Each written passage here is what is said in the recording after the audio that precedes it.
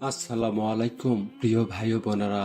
আজকে আলোচনা করতে চলেছি শ্রেষ্ঠ রাসূলদের একজন হযরত জাকারিয়া আলাইহিসসালামের সম্পূর্ণ জীবন কাহিনী, যা শুনে আপনাদের ঈমানী শক্তি এবং জ্ঞান অবশ্যই বৃদ্ধি পাবে ইনশাআল্লাহ। হযরত জাকারিয়া আলাইহিসসালাম নাম আপনারা নিশ্চয় শুনেছেন। তিনি ছিলেন শ্রেষ্ঠ রসুলগণের একজন। মহান আল্লাহ গোটা বিশ্ববাসীর ওপর যাদের সম্মানিত করেছেন, তিনি তাদেরই অন্যতম। তাছাড়া তিনি সেই সব নবী রসুলদেরও একজন। মানুষকে সত্য পথে আহ্বান করার কারণে আল্লাহর দুশমনরা যাদের হত্যা করেছিল, তাই তিনি একজন শহীদ নবী। তিনি ছিলেন বনি ইসরায়েলের অন্যতম শ্রেষ্ঠ রাসূল। হযরত ইব্রাহিম ও ইয়াকুবের বংশধর তিনি। এখন শুনুন আল্লাহর বাণী। আল্লাহ বলেন, আর আমি ইব্রাহিমকে ইসহাক ও ইয়াকুবের মতো সন্তান দিয়েছি। তাদের প্রত্যেককে আমি সঠিক পথ দেখিয়েছি, যা দেখিয়েছিলাম ইতিপূর্বে নূহকে। একই পথ দেখিয়েছি আমি তার বংশধরদের মধ্যে দাউদ, সুলাইমান, আয়ুব, ইউসুফ ও মুসা এবং হারুনকে। মহসিন লোকদের আমি এভাবেই বিনিময় দিয়ে থাকি। আমি একই পথ দেখিয়েছি জাকারিয়া, ইয়াহিয়া, ঈসা ও ইলিয়াসকে। এরা সবাই ছিল সংস্কারক। সেই পথই আমি দেখিয়েছি ইসমাইল, আল ইয়াসা, ইউনুস ও লুতকে। এদের প্রত্যেকেই আমি বিশ্ববাসীর উপর শ্রেষ্ঠত্ব দান করেছি। সূরা আল আনাম আয়াত ৮৪ থেকে ৮৬। বনি ইসরায়েলের দ্বীনি কার্যক্রমের কেন্দ্র ছিল বাইতুল মুকাদ্দাস। বনি ইসরায়েলের মধ্যে হযরত হারুন আলাইহিসসালামের বংশধর একটি গোত্রের উপর দায়িত্ব ছিল বাইতুল মুকাদ্দাসের রক্ষণাবেক্ষণের। হযরত জাকারিয়া আলাইহিসসালাম ছিলেন এই গোত্রের প্রধান।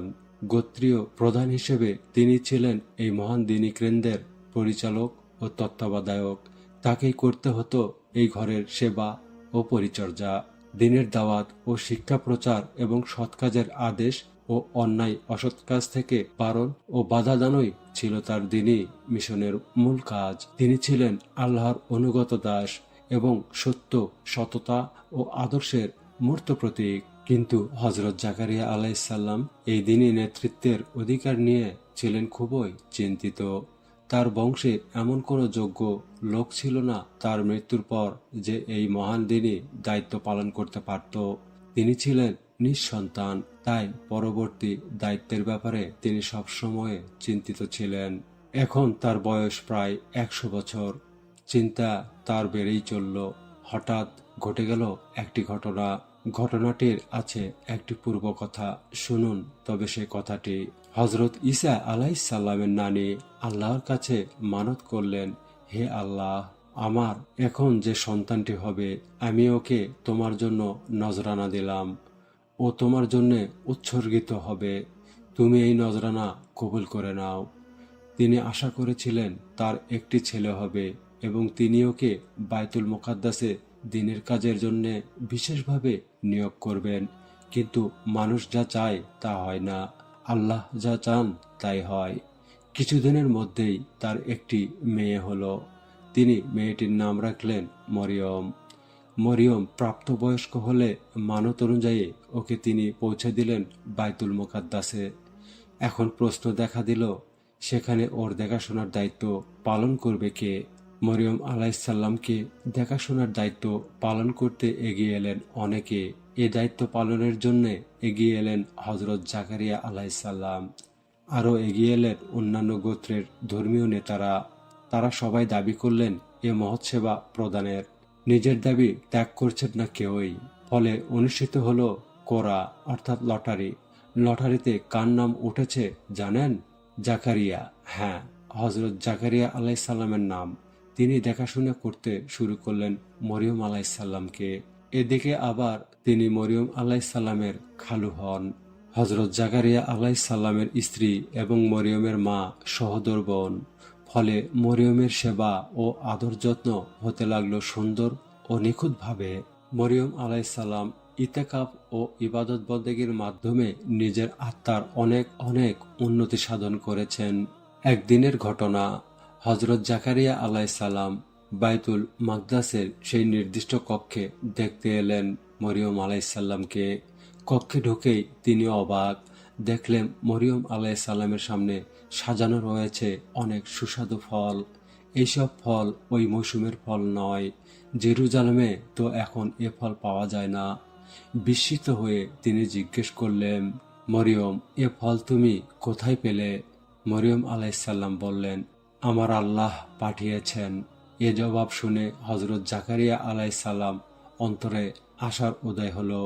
তিনি ভাবলেন যে মহান আল্লাহ মরিয়মকে বেমৌসুমের ফল দান করতে পারেন, তিনি ইচ্ছে করলে তো আমাকেও বুড়ো বয়সে ছেলে দান করতে পারেন। তিনি দুহাত উঠালেন আল্লাহর দরবারে, একটি ছেলে চাইলেন আল্লাহর কাছে।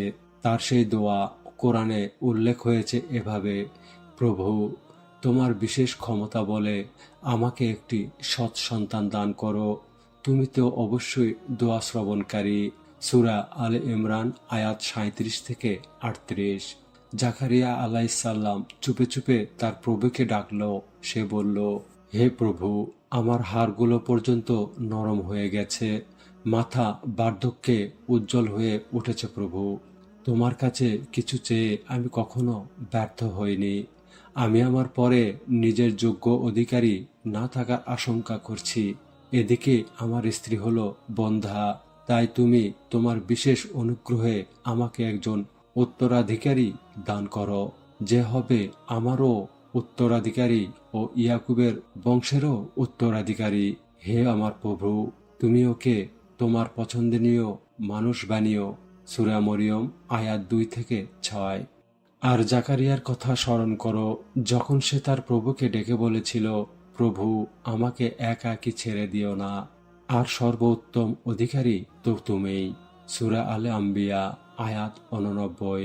আল্লাহ সর্বশক্তিমান, তিনি যা চান তাই করেন। তিনি কিছু করতে চাইলে বলেন হও, আর সাথে সাথে তা হয়ে যায়। তিনি তার দাস ও রসুল জাকারিয়ার দোয়া কবুল করলেন। তিনি বৃদ্ধ পিতা আর বন্ধ্যা মায়ের ঘরে সন্তান দান করলেন, একটি সুপুত্র। নাম তার ইয়াহিয়া। তিনি হজরত জাকারিয়ার শুধু একটি সুপুত্রই ছিলেন না, সেই সাথে আল্লাহ তাকে রিসালাতও দান করেন। প্রিয় ভাই ও বোনেরা, এ পর্যন্ত যা শুনলেন নিশ্চয়ই বুঝতে পেরেছেন হজরত জাকারিয়া আলাইসাল্লাম কোন সময়কার নবী। হ্যাঁ, তিনি হজরত ঈসা আলাইসাল্লামের লাগভাগ পূর্বেকার নবী। তার বয়সের শেষ আর হজরত ঈসা আলাইসাল্লামের আগমন প্রায় একই সময়। আর এই সময়টা ছিল এখন থেকে মাত্র 2000 বছর পূর্বে। এ সময় ফিলিস্তিনের ইহুদিরা প্রকাশ্যে জিনা, ব্যভিচার ও অশ্লীল কাজ করত। যে 2-4 জন ভালো মানুষ ছিলেন তারা ছিলেন নির্যাতিত। পাপ ও পাপিষ্ঠদের সমালোচনা করলে জীবনের নিরাপত্তা ছিল না। কিন্তু হজরত জাকারিয়া তো ছিলেন আল্লাহর নবী। মানুষকে অন্যায় অপরাধের কাজ থেকে সঠিক পথে আনার চেষ্টা করাই নবীর কাজ। নবী এবং নবীর সত্যিকারের অনুসারী ইমানদার লোকেরা কখনো অত্যাচার ও নির্যাতনকে ভয় পান না। তারা যে কোনো পরিস্থিতিতেই মানুষকে মন্দ কাজ থেকে বিরত রাখার এবং সঠিক পথে ডাকার কাজ করে যান। হজরত জাকারিয়া আলাইসাল্লাম বনি ইসরাইলকে মন্দ কাজ করতে নিষেধ করেন, পাপের পথে বাধা সৃষ্টি করেন এবং তাদেরকে আল্লাহর পথে তথা সত্য ও ন্যায়ের পথে আসার আহ্বান জানাতে থাকেন। তার ভালো কাজের আদেশ আর মন্দ কাজের বাধাদানকে পাপিষ্ঠ শাসক আর সমাজের অপরাধী নেতারা বরদাস্ত করতে পারেনি। তারা হজরত জাকারিয়া আলাইসাল্লামকে হত্যা করার সিদ্ধান্ত নেয়। শেষ পর্যন্ত অন্যায়ের প্রতিবাদে সোচ্চার হবার কারণে ইহুদি রাষ্ট্রের রাজা ইউআসের নির্দেশে আল্লাহর নবী হজরত জাকারিয়া আলাইসাল্লামকে ইহুদিরা ইহকালেই সুলাইমানিতে পাথর মেরে হত্যা করে। এভাবেই বনি ইসরায়েল হত্যা করেছে বহু নবীকে। তাদের এইসব জঘন্য হত্যাকাণ্ডের কথা উল্লেখ করে পবিত্র কোরআনে মহান আল্লাহ তাআলা বনি ইসরায়েলকে লক্ষ্য করে বলেন, যখনই তোমাদের প্রবৃত্তি কামনার বিপরীত কোনো জিনিস নিয়ে আমার কোনো রাসূল তোমাদের কাছে এসেছে, তখনই তোমরা তার বিরুদ্ধাচারণ করেছ, কাউকে মিথ্যা বলেছ আর কাউকে করেছ হত্যা। সূরা আল বাকারা আয়াত 87। কোনো কোনো বর্ণনা থেকে জানা যায় ইহুদিরা হযরত জাকারিয়া আলাইহিসসালামকে করাত দিয়ে দ্বিখণ্ডিত করে ফেলেছিল। আল কোরআনে হযরত জাকারিয়া আলাইহিসসালামকে অতি উচ্চ মর্যাদার নবী হিসেবে উল্লেখ করা হয়েছে। কোরআন মজিদে তার নাম উল্লেখ হয়েছে 7 বার। যেসব সূরা ও আয়াতে উল্লেখ রয়েছে সেগুলো আপনাদের জানাচ্ছি। সূরা আল ইমরান আয়াত 37-এ 2 বার, একই সূরা আয়াত 38-এ, সূরা আল আনাম আয়াত 85-তে, সূরা মরিয়ম আয়াত 2 ও 7, সূরা আল আম্বিয়া 89, সূরা হযরত জাকারিয়া আলাইহিসসালাম সম্পর্কে বিস্তারিত জানার জন্য সূরা আল ইমরান 35 থেকে 41 আয়াত, সূরা মরিয়ম 1 থেকে 15 আয়াত, সূরা আল আম্বিয়া 89 থেকে 90 আয়াত। এগুলো আপনারা নিজেরাই পড়ে নিতে পারেন। আল কোরআনের আলোকে আমরা হযরত জাকারিয়া আলাইহিসসালামের জিন্দেগি থেকে কয়েকটি বড় বড় শিক্ষা লাভ করতে পারি। সেগুলো হলো পুত ও পবিত্র জীবনযাপন করা, মহান আল্লাহ তাআলার প্রতি আনুগত্য ও বিনয়, যা কিছু চাওয়ার কেবল আল্লাহর কাছেই চাইতে হবে, আল্লাহকে সর্বশক্তিমান জানতে হবে, আল্লাহর কাছে সৎ ও নেককার সন্তান প্রার্থনা করতে হবে, মানুষকে আল্লাহর দিকে ডাকতে হবে, মন্দ কাজের প্রতিবাদ করতে হবে এবং বাধা দিতে হবে, ধৈর্য ও ধীরতার সাথে আল্লাহর পথে অটল থাকতে হবে, প্রয়োজনে আল্লাহর পথে শহীদ হবার জন্য প্রস্তুত থাকতে হবে।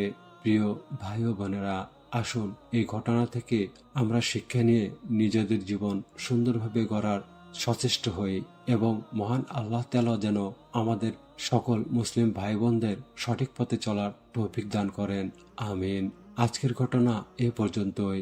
চ্যানেলে যারা নতুন এখনই সাবস্ক্রাইব করে পাশে থাকবেন আর আমাদের চ্যানেলের অন্যান্য শিক্ষণীয় ভিডিও দেখার আমন্ত্রণ জানিয়ে আজকের মতো বিদায় নিলাম। সবাই ভালো থাকবেন। আল্লাহ হাফেজ। আসসালামু আলাইকুম ওয়া রাহমাতুল্লাহ।